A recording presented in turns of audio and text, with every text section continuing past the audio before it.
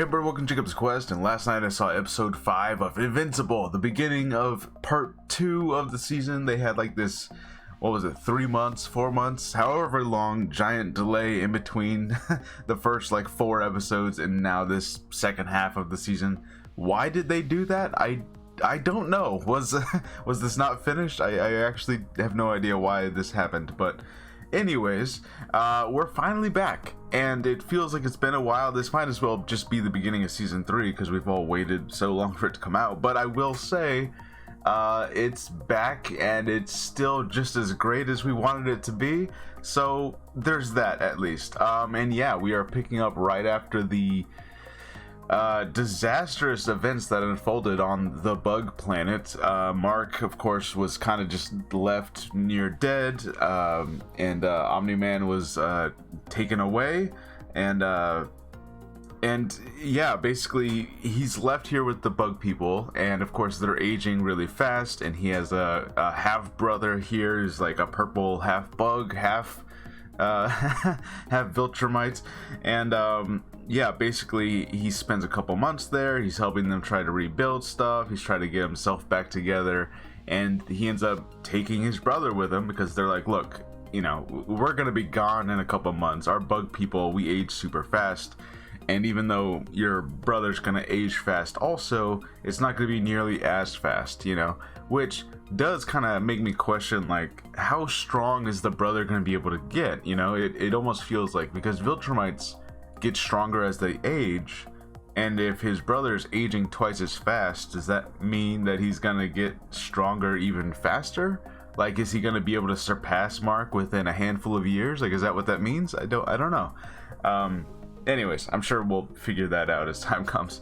But yeah, basically Mark ends up finally coming back. It's been about 2 months since he's left home, and you know, all things considered, you know, things went pretty smoothly on Earth. I mean, they do show like there was at least some like random guy who threatened the world, and the main team there, I kind of forget what they're calling themselves, but you know, Rex and Duplicate and all those people, they had to fight off this guy, and you know, they had a couple of events happen, but nothing too major. Like he's still enrolled in college, his mom is, you know, still dealing with all of her stuff, but nothing too drastic happened on Earth while he was gone, really. And basically he has to convince his mom for a second to like, hey, this is my brother, we gotta look after him.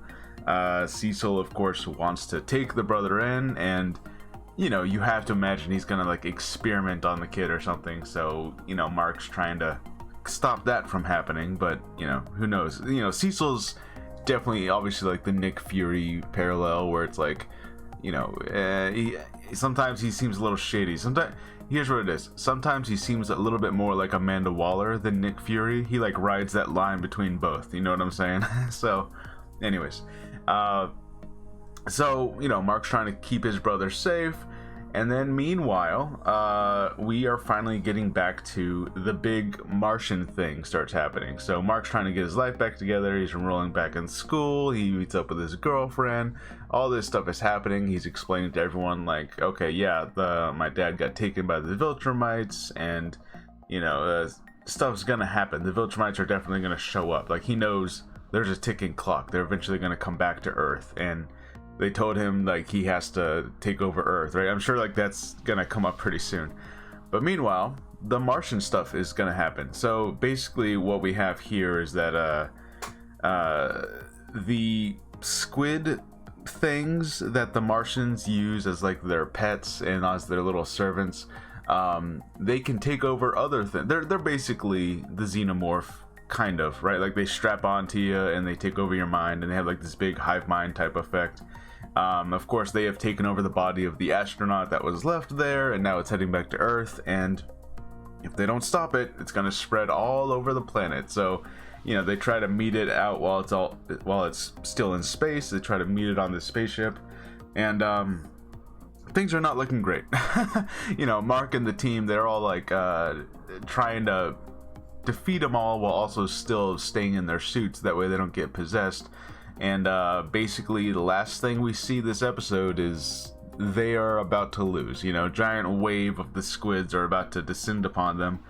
I'm sure somehow they're gonna manage to get out of this. Meanwhile, drastic stuff is happening with the part of the crew that was left on Earth. We have Rex, we have Duplicate, we have Shrinking Ray, I think her name was, and this one was definitely like the shocking thing that you're waiting. Like at this point in the show, you're watching and you're waiting for like what's gonna be the shocking ending. What's gonna be like this horrible, devastating thing that you're like, oh my god, I can't believe they're doing this, you know? Because that's basically this show's kind of shtick at this point. It's like we're gonna have something really shocking and violent happen, and it's gonna end on a cliffhanger, and then you gotta wait till next episode to see how it resolves. And that's basically how all of it's been playing out this entire show. So what we have here is that we have was it the Lizard League?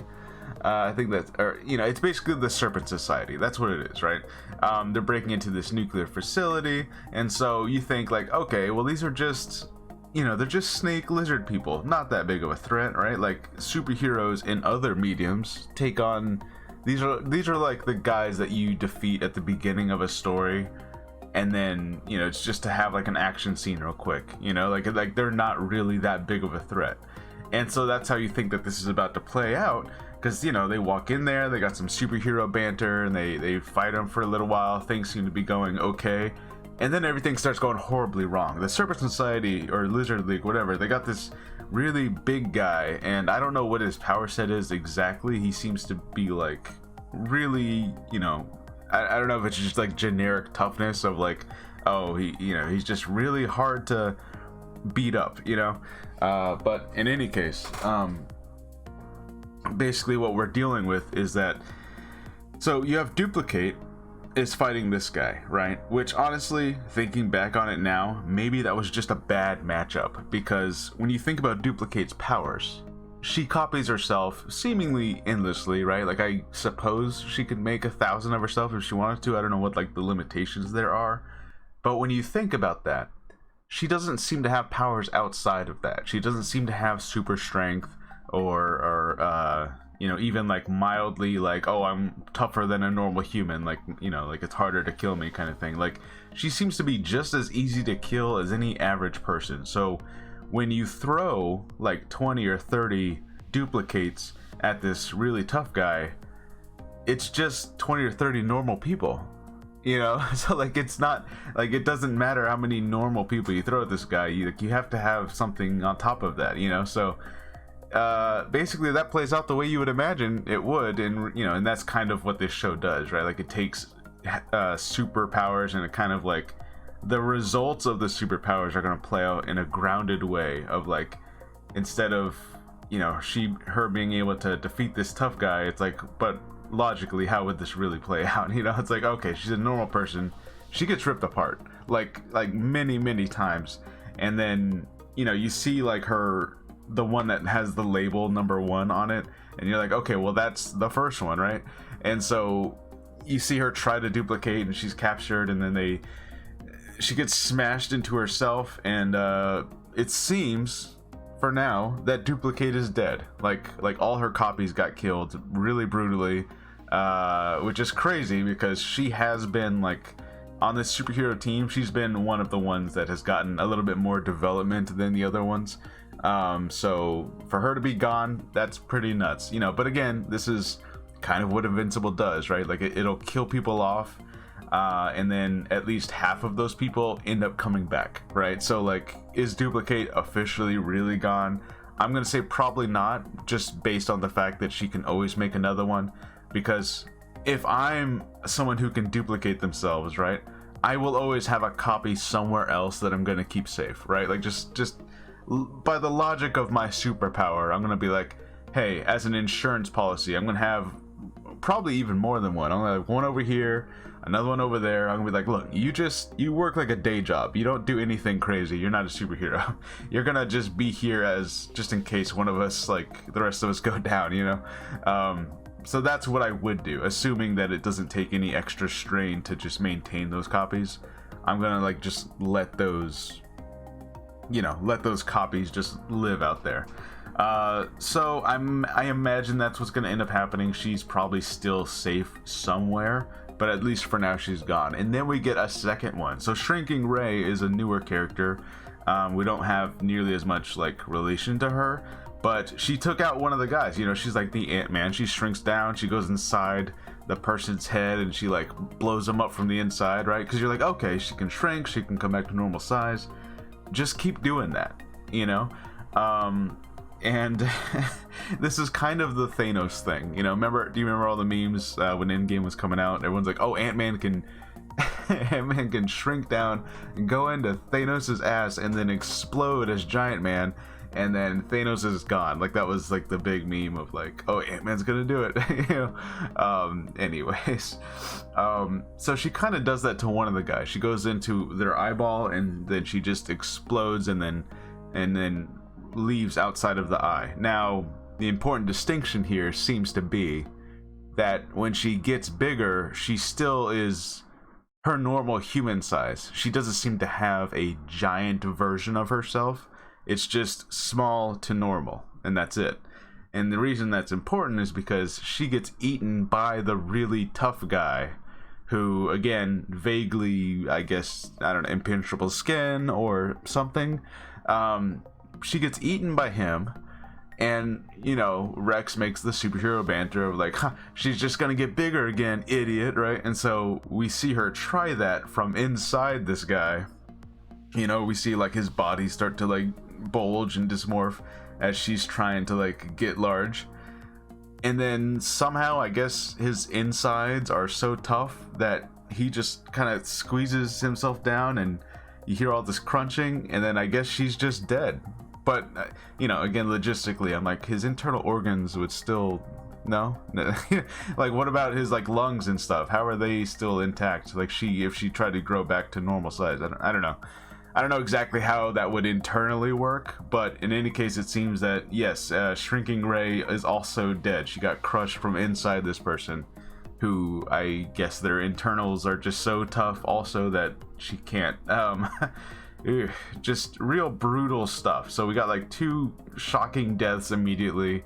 It's just down to Rex, and this whole scene is just, it's horrifying, but like this is what Invincible does, you know, like these are the more grounded results of like how these superpowers would play against each other.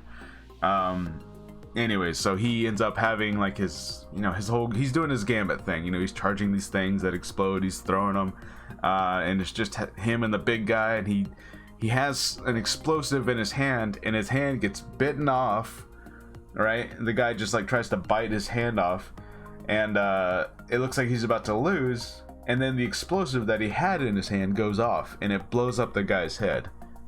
But that now has me questioning, like, well, you know, the explosive was enough to blow up the guy's head, but not Shrinking Ray coming back to full size. I'm not sure how that works. You know what I mean? Like she was not, you know, her coming fully back to human size was not enough to hurt him in any seemingly way, but the explosive was enough to blow up his head. I don't quite understand that, you know, like logically how those two things work, but I guess whatever, that's just what happens.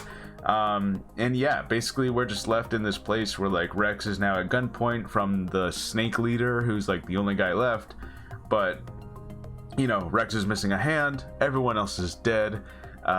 Basically both missions are simultaneously going bad in a really, really dark way, which again, that's kind of Invincible shtick, right? Like, how are they gonna get out of this one? You know, they seem like every battle they go into, they seem to be like almost losing entirely, and they just barely scrape by, and that's just what happens here. You know, half the people die, and then they're like, man, we barely saved anyone that time. But we do leave off with Alan the alien. So it turns out in the after credits thing, he is alive. And the guy that we thought, like the Viltrumite guy, who we thought was like sinisterly like turning off his life support and was going to be revealed to be evil, turns out he did that because that would then activate Alan's genetic ability to try to survive and become stronger. He's kind of got like the Super Saiyan thing where, or this Saiyan thing where like their near death experience makes them stronger. He's kind of got that going on. So that's basically why he did that. And he reveals himself to be a Viltrumite who's one of the good guys, and he's like, all right, you're stronger now. You're gonna, you could probably even take on a Viltrumite. So you need to go to Earth, go get Mark, and bring him here, and we can actually try to do something now. So now Alan the alien is basically, he's super powered now. He's even stronger than before. He is alive, so that's a good thing, because he also seemed really dead. And again, that's just what Invincible does. Like, half the characters that seem like they are incredibly dead, there's no way coming back from these kinds of brutal injuries like Alan had, somehow at least half of the characters do end up coming back. So again, even though this episode ended with a lot of deaths and a lot of people seemingly out of commission, we will see exactly what happens next episode, because I imagine some of them are not dead. But yeah, Alan's back. He's gonna be heading to Earth. Is he gonna somehow save the day on this, with the Martian mission? Is he gonna like be heading to Earth and then see the ship with all the Martian stuff in it and go like, whoa, here, let me, now I can display my new strength. Let me take care of this kind of thing. He's gonna save the day in some way, right? Because he's the only person that's heading there, and both of these missions are desperately in need of someone to show up at the last second. So yeah, the show came back, and it's it's just as crazy as it's ever been, just as brutal and sometimes hard to watch as it's ever been, because you do care about some of these characters, and then you just have to watch these horrible things happen to them, with this more grounded results of superpowers. But yeah, that's Invincible episode 5. Let me know what you guys think, and I'll see you guys next time.